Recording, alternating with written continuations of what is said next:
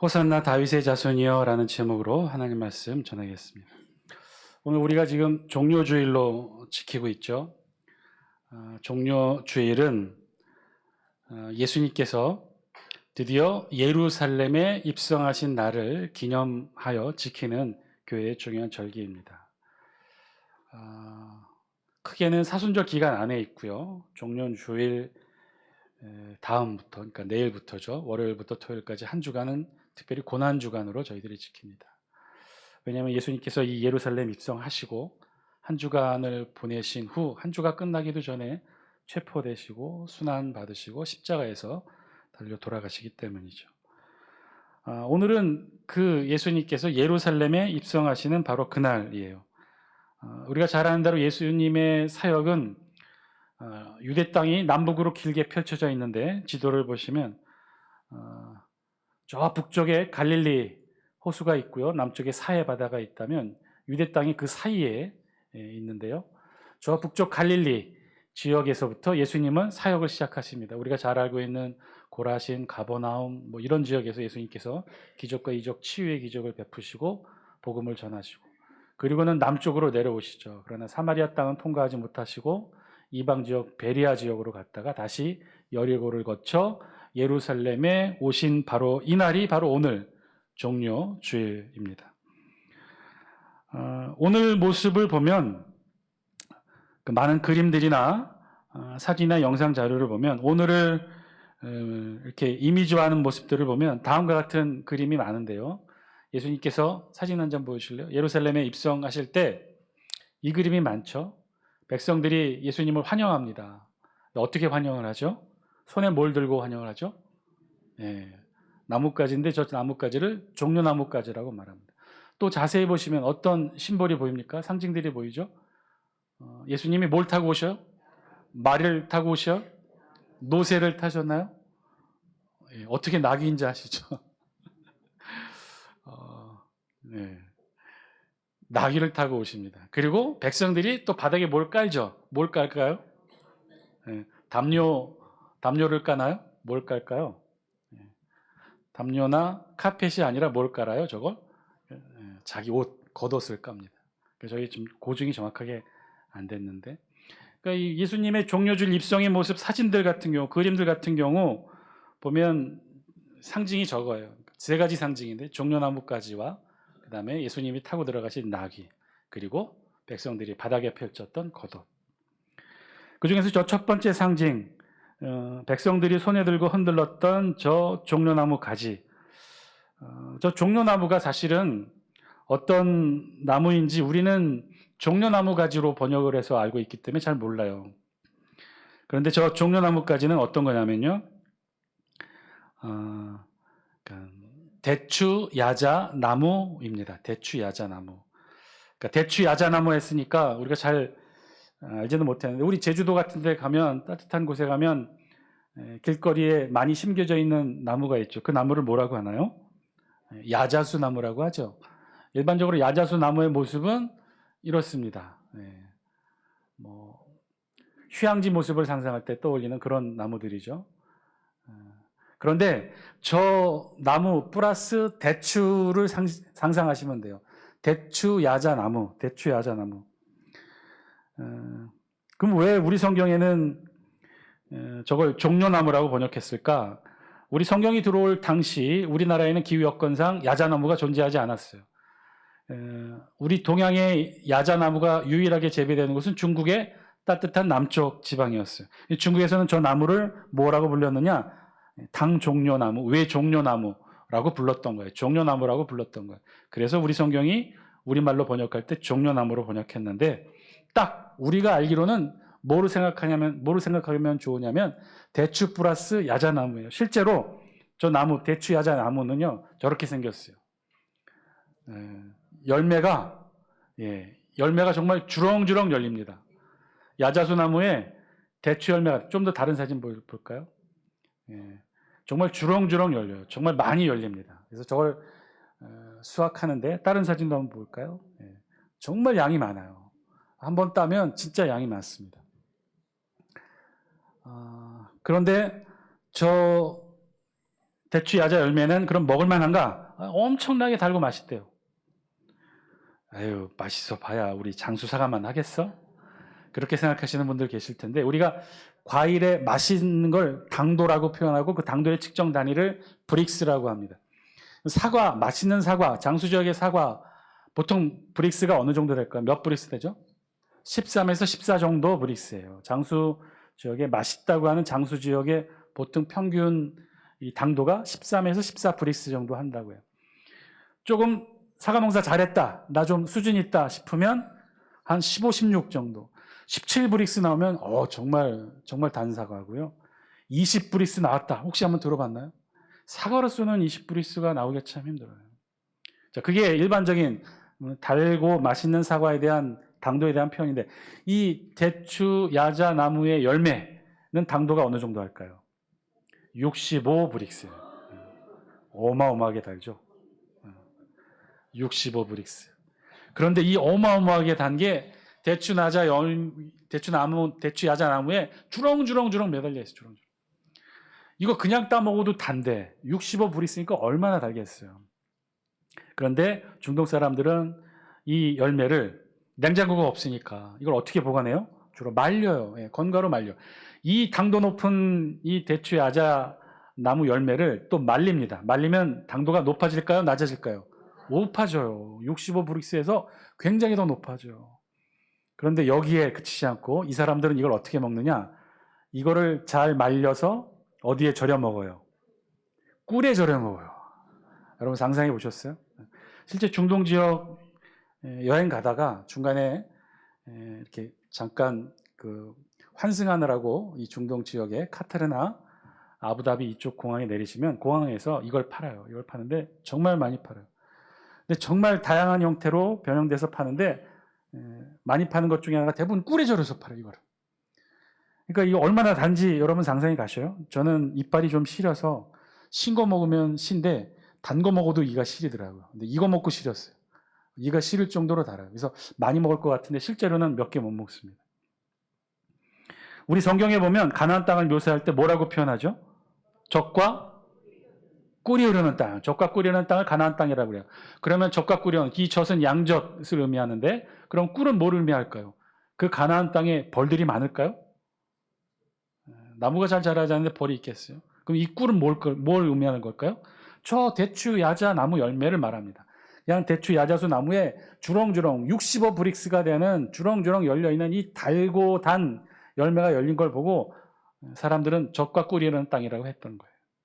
그래서 그런저런 이유로 이 대추 야자 나무 열매, 우리말 번역했을 때는 종려나무라고 했는데, 이 종려나무는 굉장히 이들에게 있어서는 자랑시 여기는 나무고 또한 신성시 여기는 나무예요. 이것 또한 야자수 나무이기 때문에 야자수 나무가 있는 곳은 근처에 꼭 물이 있어요. 오아시스가 있다는 것이죠. 그래서 이 대추 야자 나무 열매, 종려나무는 그 자체가 뭘 상징하냐면 생명, 물, 젖과 꿀이오는 가나안 땅을 상징합니다. 이거 자체가 이 중동 땅에 있었던 백성들에게는 생명을 상징하고 꿀을 상징하고 가나안 땅을 상징했던 게 바로 이 종려나무 가지예요. 그런데 지금 오늘 성경에 보니까 예수님께서 예루살렘에 입성할 때 백성들이 뭘 들고 환영했다는 거예요? 이 종려나무 가지를 들고 예수님을 맞이했다는 거예요. 자, 그림의 두 번째로 나와 있는 상징은 뭐가 또 있죠? 예수님 뭘 타셨다고 그랬어요? 나귀. 오늘 본문 1절과 2절 말씀 영상을 통해 같이 한번 읽습니다. 시작. 그들이 예루살렘에 가까이 가서 감람산 벳박에 이르렀을 때 예수께서 두 제자를 보내시며 이르시되 너희는 맞은편 마을로 가라. 그리하면 곧 매인 나귀와 나귀 새끼가 함께 있는 것을 보리니 풀어 내게로 끌고 오라. 예수님께서는 두 제자를 보내셔서 예루살렘 입성을 준비하셔요. 그런데 그 입성 준비는 뭐였냐면 제자들에게 매인 나귀와 나귀 새끼를 풀어 가져오라고 명령하십니다. 예수님은 왜 매인 나귀와 나귀 새끼를 준비토록 하셨을까? 예수님이 예루살렘 입성할 때 타고 들어가실 걸 준비하기 위해서 나귀를 준비시킨 것이겠죠. 그런데 왜 하필이면 나귀였을까라는 질문인 거예요. 사실 오늘 우리 본문 가운데 우리 본문을 이미지화했었던 아까 그 그림처럼 예수님이 낙이 타고 예루살렘에 입성하고 백성들은 종려나무 가지와 겉옷을 깔고 있었던 이 모습 가운데 사실은 가장 어울리지 않고 이상한 장면 가운데 하나는 예수님이 나귀를 타셨다는 거예요. 왜냐하면 고대 중동에서 사람이 탈 수 있는 동물은 세 종류가 있었어요. 말, 노새, 나귀. 말, 노새, 나귀는요 순서대로예요. 크기가 말이 제일 크고요, 나귀가 제일 작고 그 중간에 말과 나귀의 잡종 혼혈이 바로 이 노새였어요. 그러니까 크기도 말이 제일 크고 그 중간이 노새고 그 다음이 나귀였어요. 자, 말은 사람이 타기가 좋죠. 크고 힘 있는 동물이에요. 그런데 이 말은 특징이 평지에서는 빨리 달리나 산악지형, 돌이 많고 울퉁불퉁한 산이 있는 광야 지형에서는 잘 못 달려요. 그리고 말 자체는 주로 전쟁을 위한 목적으로 길러졌어요. 그래서 이 중동 지역에서는 사람이 말을 타고 움직인다라는 것은 상상을 할 수 없었어요. 왜냐하면 이건 군사용 목적이었고 특별한 목적으로만 말을 탔기 때문에 말은 사람들이 운송수단으로 이용하려는 일반적인 상상을 하지 않아요. 생각을 자체를 하지 않아요. 그럼 주로 사람들이 무엇을 운송수단으로 여겼느냐? 노새와 나귀를 운송수단으로 여겼어요. 그 중에서도 노새는 나귀보다 컸기 때문에 사람이 타고 다니기에 딱 적합했어요. 그러면 나귀는 그럼 누가 탈까요? 그래서 노새는 주로 누가 타냐면 좀 있는 사람들, 귀족, 왕족들이 운송수단으로 노새를 많이 이용합니다. 그러니까 말처럼 너무 크고 우람하고 뭐 관리도 힘들고 뭐 그런 게 아니라 노새는 적합했어요. 사람들이 타기에 적합해서 주로 이 귀족과 왕족들이 노새를 많이 이용합니다. 그럼 나귀는 누가 많이 이용했을까요? 평민들이 많이 이용했겠죠. 그런데 평민들도 나귀는 타지 않았어요. 왜냐하면 나귀는 짐을 운반하는 동물이었기 때문에 나귀는 이용하지 않아요. 그럼 평민들은 뭘 타고 다녔을까요? 뭘 타요? 걸어 다니지. 대부분 다 걸어 다녔어요. 뭘 탄다는 건 사실은 굉장한 부자들이나 할 수 있는 일들이었어요. 그리고 나귀가 있다면 거기다 짐을 실지 자신이 타리라고는 상상을 하지 않았어요. 그러니까 운송수단으로 쓰이고 있는 말, 노새, 나귀 중에 사람이 탈 수 있는 건 말과 노새였어요. 나귀는 그냥 짐을 싣는 도구였단 말이에요. 그런데 오늘 보니까 본문에는 주로 그런 짐을 싣는 목적의 나귀를 예수님이 준비토록 하신 거예요. 이게 이상한 거예요. 그런데 자세히 보니까 더 이상해요. 예수님께서 제자를 통해 준비케 하신 건 정확하게 나귀인가요? 나귀 새끼인가요? 우리 다시 한번 2절 말씀 같이 한번 읽겠습니다. 2절입니다. 시작. 이르시되 너희는 맞은편 마을로 가라. 그리하면 곧 메인 나귀와 나귀 새끼가 함께 있는 것을 보리니 풀어 내게로 끌고 오라. 정확하게 우리 마태복음이 뭐라고 기록하고 있냐면 메인 나귀와 나귀 새끼라고 말씀하고 계셔요. 그러면 질문, 예수님은 지금 제자들에게 메인 나귀와 나귀 새끼라고 했으니까 두 마리죠. 메인 나귀와 나귀 새끼. 좀 표현이 좀 그런데요. 어미 나귀와 새끼 나귀, 혹은 어미 나귀와 어린 나귀라고 합시다. 어미 나귀와 어린 나귀 두 마리를 지금 데려오라고 말씀하시고, 그럼 예수님은 예루살렘 성에 입성하실 때 어미 나귀를 탔을까요? 어린 나귀를 탔을까요? 우리 성경 마태복음은 좀 모호하게 기록하고 있어요. 7절 말씀 영상을 통해 같이 한번 읽습니다. 시작. 나귀와 나귀 새끼를 끌고 와서 자기들의 겉옷을 그 위에 얹음에 예수께서 그 위에 타시니. 예수님은 어디에 타셨다는 거예요? 나귀에 타신 거예요? 나귀 새끼에 타신 거예요? 어떻게 알아요? 힌트는 저기 있어요. 예수께서 그 위에 타시니 했을 때 제자들이 그 위에 뭘 얹었다는 거예요? 뭘 얹었어요? 겉옷을 얹었어요. 겉옷을 얹었다는 것은 안장이 있다는 거예요? 없다는 거예요? 없으니까 겉옷을 올린 거예요. 그럼 안장이 있으면 어미나귀예요? 새끼나귀예요? 어미나귀. 안장이 없으면 새끼나귀. 한 번도 멍에 매어보지 못한 어린 나귀를 나귀 새끼라고 하잖아요. 그러니까 예수님은 지금 어디 타신 거예요? 어미나귀에 타신 거예요? 어린 나귀에 타신 거예요? 어린 나귀에. 그러니까 제자들이 겉옷을 올려 안장 대신 앉도록 그렇게 했던 거죠. 그러니까 우리 성경은 지금 나귀와 나귀 새끼라고 해서 좀 모호하게 표현하고 있으나 사실은 이 동일한 내용을 기록하고 있는 다른 마가복음, 누가복음, 요한복음에서는 분명하게 이 사실을 나귀 새끼라고 기록합니다. 우리 마가복음 11장 2절 영상을 통해 같이 한번 읽습니다. 시작. 이르시되 너희는 맞은편 마을로 가라. 그리로 들어가면 곧 아직 아무도 타보지 않은 나귀 새끼가 매여 있는 것을 보니. 다른 복음서에는 다 나귀 새끼로 기록되어 있어요. 그 다음에 또 마가복음 11장 7절도 볼까요? 보면 예수님이 어디에 앉으셨다는 거예요? 나귀 새끼. 다른 복음서에는 다 그래요. 근데 마태복음만 나귀 새끼를 다 표기를 했죠. 그 이유가 뭘까? 예수님은 나귀 새끼를 분명히 타셨는데 마태복음에서는 나귀와 나귀 새끼라고 표현하고 있는데 그 이유는 두 가지 이유예요. 하나는 예언의 온전한 성취를 증거하기 위해 마태복음이 이렇게 표현합니다. 우리 원문 우리 마태복음 21장 4절 5절 같이 한번 읽습니다. 시작. 이는 선지자를 통하여 하신 말씀을 이루려 하심이라 일러스되 시온 딸에게 이르기를 내 왕이 내게 임하나니 그는 겸손하여 나귀 곧 멍에 매는 짐승의 새끼를 탔도다 하라 하였느니라. 아멘. 자, 이 말씀 4절 한번 보여주실래요? 4절에 이는 선지자, 이 선지자는 누구냐면요, 스가랴 선지자예요. 그래서 구약성경 스가랴서 9장 9절을 오늘 마태복음이 인용하는데 5절 다시 한번 보여주실래요?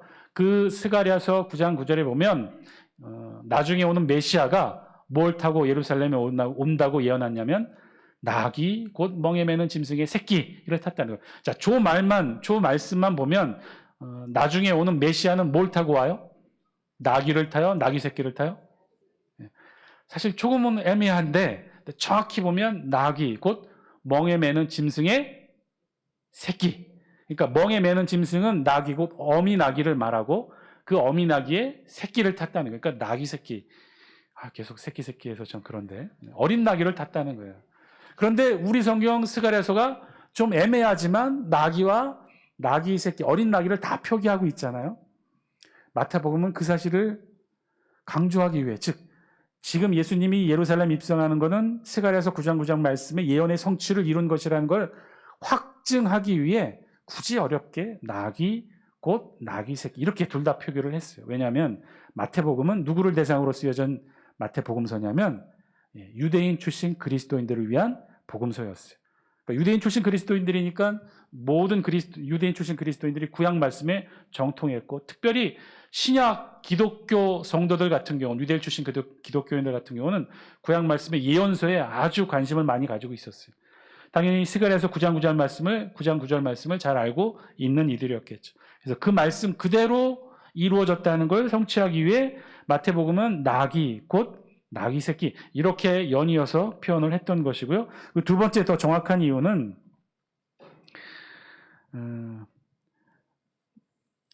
예수님이 타신 것은 나귀가 맞는데 나귀 중에서도 어떤 나귀를 탔느냐를 정확하게 알려주고 싶었던 거예요.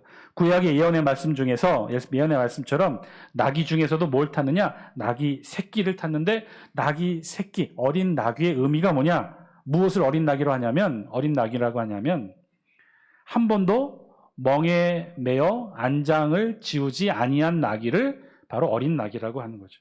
그러니까 이게 무슨 말이냐? 보통의 경우 나귀는 짐을 운반하는 동물이라고 했죠. 특히나 이 나귀는 말굽 구조가 독특해서 평지보다는 산악 지형에 아주 적합한 동물이었어요. 그 험준한 산악을 아주 잘 짐을 가득 싣고도 잘 다닙니다. 그래서 나귀는 일정 연령이 되면 짐을 운반할 수 있는 그런 연령이 되면 나귀에게 멍에를 연결한 안장을 지웁니다. 그리고 그 안장에 짐을 실어서 운반할 수 있는 그런 형태로 만들죠. 그렇게 해서 나귀를 이용을 해요. 그러면 그 옆에 있었던 그 어린 나귀는 그럼 어떻게 하느냐? 항상 같이 다녀요. 수시로 엄마한테 보호를 받고 엄마의 젖을 먹고 같이 생활하죠. 근데 짐을 나르는 건 어미 나귀가 짐을 날라요. 그래서 나귀를 보면 항상 어린 나귀와 함께 같이 있어요. 그런데 그 어린 나귀는 아직 멍에 매어 안장을 지우지 않은 그런 어린 나귀인 거죠. 옆에서 어미 나귀를 다 보고 배우도록 그렇게 놨던 거예요. 그래서 오늘 마태복음에서는 그 사실을 알려주고자 나귀와 어린 나귀를 다 표현한 거예요. 나귀와 나귀 새끼. 항상 어미와 어린 나귀가 함께 있었고 예수님은 그 나귀와 어린 나귀 중에서 예수님이 예루살렘에 입성 시에 타셨던 것은 바로 어떤 나귀를 타셨다는 거예요? 나귀 새끼, 어린 나귀를 탔다는 거예요. 한 번도 멍에 매지 아니한 어린 나귀를 타시고 예수님이 입성하셨다는 걸 강조하기 위해 우리 마태복음은 이렇게 좀 복잡하지만 표현을 했던 거죠. 나귀와 나귀 새끼. 자, 그러면 진짜 질문을 해야겠죠. 예수님은 왜 이런 한 번도 멍에 매지 않은 나귀 새끼, 어린 나귀를 타시고 예루살렘에 입성하셨을까? 그것도 말도 아니고 노새도 아닌 나귀, 그 중에서도 멍에 매지 아니한 나귀. 여러분 한번 상상해 보실래요? 한 번도 멍에 매지 아니한 어린 나귀를 타신 예수님의 모습.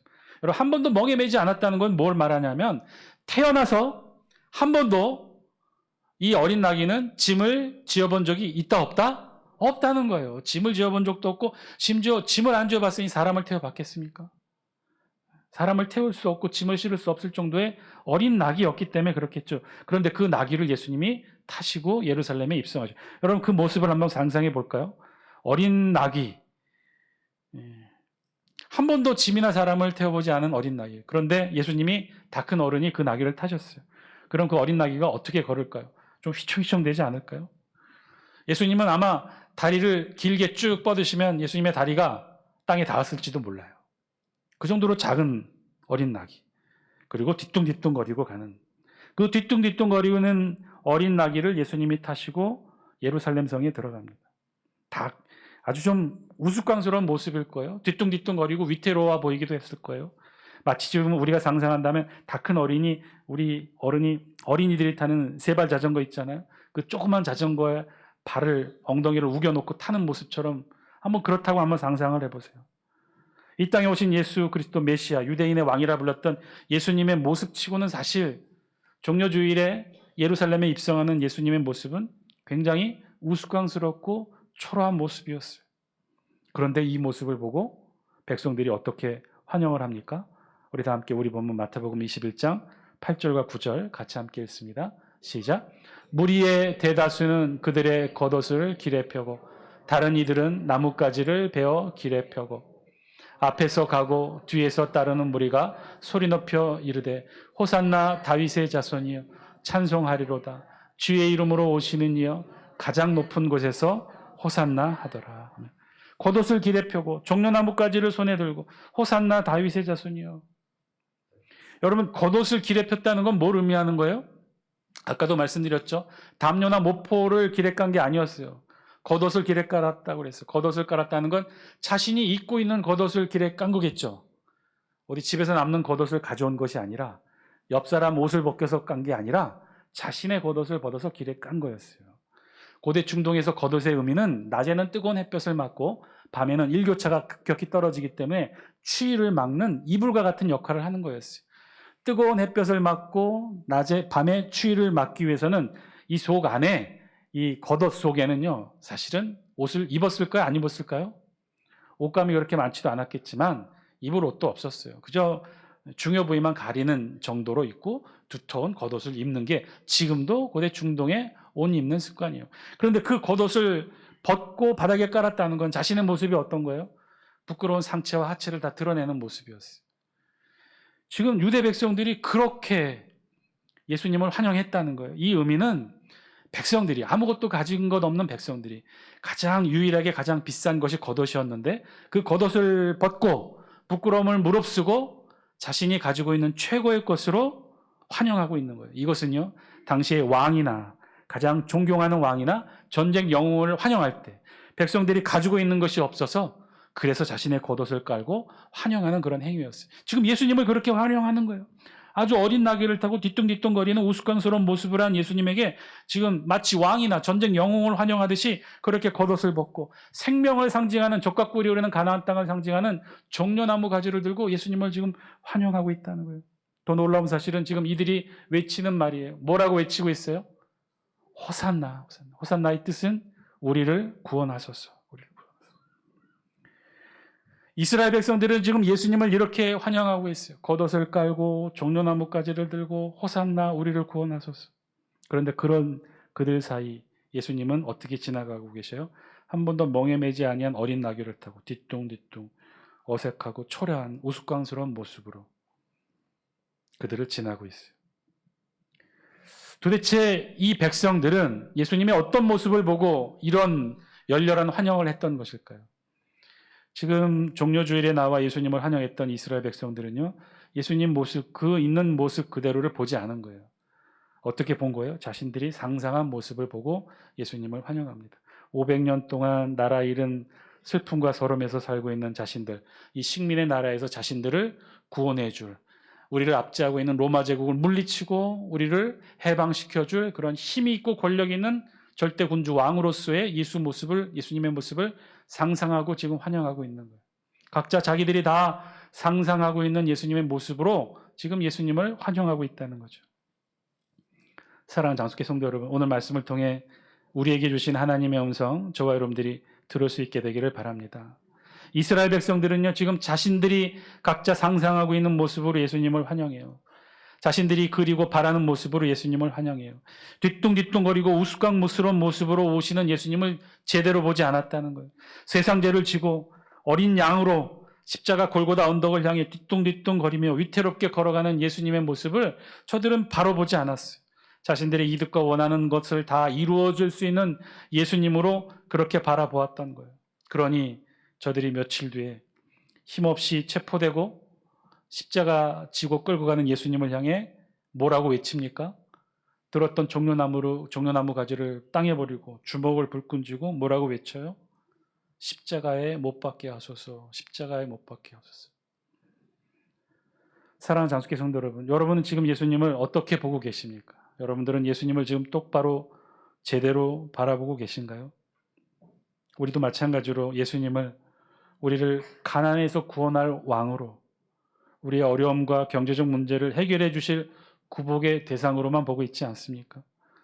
예수님은 뭔가 우리를 위해 이루어 주시는 분, 해결해 주시는 분, 우리에게 복을 주시고 우리의 문제를 해결해 주시고 우리를 어려움 가운데, 곤란한 가운데 우리를 건져주시는 그런 우리의 필요를 채워주시는 구복의 대상으로 우리도 예수님을 바라보고 종려나무까지 들고 겉옷을 벗고 예수님을 환영하고 있지는 않습니까? 그렇지 않다는 거예요. 저와 여러분, 오늘 말씀을 통해 오늘 우리에게 다가오신 예수님의 모습을 바로 볼 수 있게 되기를 주의 이름으로 간절히 축원드립니다. 종려주의를 맞아 오늘 우리에게 오신 예수님의 모습은요, 아주 어린 나귀를 타고 뒤뚱뒤뚱 위태로운 모습으로 십자가 골고다 언덕을 향해 하나님의 어린 양으로 걸어가는 모습이셔요.